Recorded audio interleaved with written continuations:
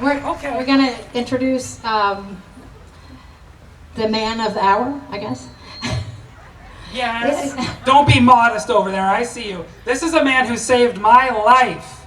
My savior, my mentor, my hero, Joseph Joey Knoll, APRN.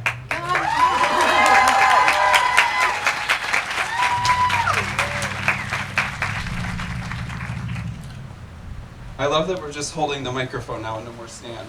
I like that. Thanks, Laura, for opening that up. That was kind of cool. Lana, don't go too far. So I actually, if any of you have ever heard me speak before, I never have a script. I just wing it. But it's been a rough month, so I decided to organize. Can you all hear me? All right. I decided to organize a little bit of a script just to keep me on point. But the first thing I want to say is, hello, beautiful people. Hello, beautiful people. I see you. Lots of people see you. The people driving down the street see you. They see beautiful expression of authentic lives. If you're living your authentic life, please stand up right now. Please stand. I'm sorry, y'all. Stand up. Stand up. This is an important day. Be seen. You can sit back down when I'm done. I just wanted y'all to get your blood moving. I am a nurse after all, so I gotta, try to implant some things. And we're gonna stand up again. No, I'm just kidding. But I want to talk about visibility. It is true. I am the founder of Spectrum Health. I started the Thank you. I have a hard time accepting thanks when people say that because I live my best life every day. I work with such an amazing team. I work with such an amazing community. If you've ever been to one of our offices or know our team, we have a lot of fun. It really doesn't feel like work. We love what we do. We're really invested. But it was very important to me when I started this organization. I've been working with the trans community. I am cisgender myself. I always say I put the G in LGBTQ. If you've ever been my patient, you probably heard that line. I'm sorry. I can't wear it out. But I recognized when I was younger that the community within our community, if we look at the LGBTQ community, the community that had the hardest struggle was the trans community. They're often misunderstood individuals. Maybe they want to be affirming, but they don't know how to be affirming. And I learned how easy it was very young. And then as I became a nurse practitioner, a lot of my friends were struggling to get their hormones or get health care. And to me, it was a no-brainer. So I don't know if anyone over here would remember, but once upon a time, I was known for being in the parking lot at Parliament House in Orlando, Florida, writing prescriptions for hormones out of the trunk of my car. Those were fun times. Maybe we'll edit that out of the video. I don't know if my insurance company wants to. But when I started Spectrum, what was really important to me was the visibility of trans people. So if you've ever been to one of our offices, you probably know we have a lot of members of the community there.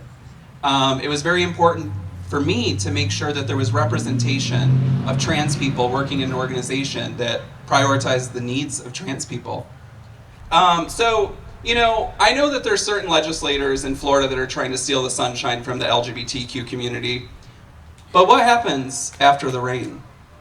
The rainbow, baby. The rainbow. The rainbow comes out. And I think that the certain individuals, we don't need to say names, need to recognize that you can create the rainstorm you want, but when that rain goes away, there is going to be a rainbow. As Catherine exemplified, multiple times throughout history, our community has been attacked. We are incredibly resilient. We have tremendous perseverance, and this is not going to be any different. We are going to fight. So, one of the things I've been doing, mostly from New York remotely in my Airbnb, is having meetings with community leaders in Central Florida, on the Space Coast, throughout the state and throughout the country, trying to make sure that they are aware of just how bad this proposed legislation is and just how many people it's going to affect.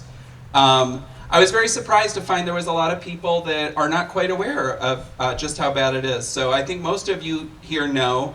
It sounds like it might get a little rainy for a while, but does anyone doubt that the rainbow's going to come after the rain? No! The rainbow's going to come. The question that I keep getting when I talk to people outside of Florida is a question that a lot of people have. I'm sure you've talked to your friends or family, and you say all the trouble that Florida is facing. Are you hearing anything from people? Does anyone say to you a really simple, why don't you leave? Has anyone heard that? Too often, right? And so there's a lot of responses. You know, I've had a lot of responses to the, why don't you leave? The most obvious is, I've been running a lot in my life, and I don't want to run. There's a lot of people who can't run.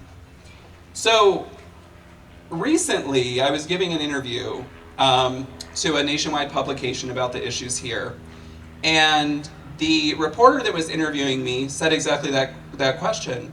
And she said, why don't you run? And I said, let me tell you a story.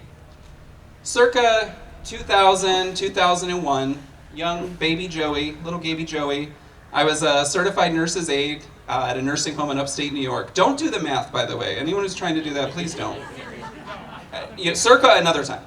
But I was brand new. I'd only been a nurse's aide for a short period of time, maybe a couple of months. And one night I was on the nursing unit, and we were putting patients to bed, and I came back by the nurse's station and I smelled smoke. And I opened the door to the supply room, and just smoke came running out everywhere. Now at the time I was young, we'll just say I was young. I didn't know what to do. I was a brand new nurse's aide, there's smoke, I worried, so I went to the nurse and I said, I think that there's a fire. So the nurse came and checked it out, there was smoke everywhere, and we right away implemented emergency procedures to evacuate that unit and make sure that we could get all those patients off the unit. I was young, I was scared. It was also in December. It was very, very cold outside, I remember that. And we're talking about patients, some of them in their 80s and 90s, that were just going down to bed, and we had to get them outside that building.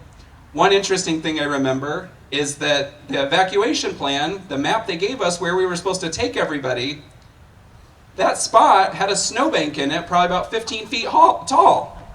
So that was interesting. We definitely had to maneuver. But one of the things that stuck out to me was, as we were scrambling to get patients and help them move, the fire department arrived. And if there's any members of the fire department, I know there's at least one because I saw them, but if there's any here, please forgive me. Nurses, we have a dedication to our patients that is unrivaled. You can't tell us anything. If our patients are in harm's way, you're not moving us. I remember the firefighters saying, everybody out, everybody out. And I heard one of the nurses say, I am not leaving this unit until every patient has been evacuated. Woo! Yes. And I'm pausing a little bit because I don't want to get emotional, but that was the moment where I knew I was going to be a nurse. When I saw that dedication to someone in need and someone being so selfless, knowing they would do whatever they needed to do to make sure all those patients were safe, I knew I found my profession. And I've been a nurse now for 21 years. Again, we're not doing math. I started very young. We'll say Dookie Howser of nursing, we'll just say. But, you know, I'm happy to report we got everybody evacuated from that unit. Nobody was injured. Even the 2 hours we spent in the parking lot, in the cold, in the snow, we had blankets, we had towels, we kept everyone safe. It was a beautiful show of teamwork early on in my nursing career. So there's a fire in our state. There's a fire in our state right now, and there are people who can't evacuate. There are people who are unsafe, and they are in harm's way, and they do not have the means to leave this state. And for them, this is why I'm staying. This is why I'm not leaving the state. Thank you. For the fire starters and the Randy Finers of the world, we will not let your ignorance, we will not let your bigotry, we will not let you destroy our community. And I personally will do everything in my power to advocate for the most courageous, the most beautiful and authentic community I have ever known, and that is the transgender community. I love every one of you. Thank you.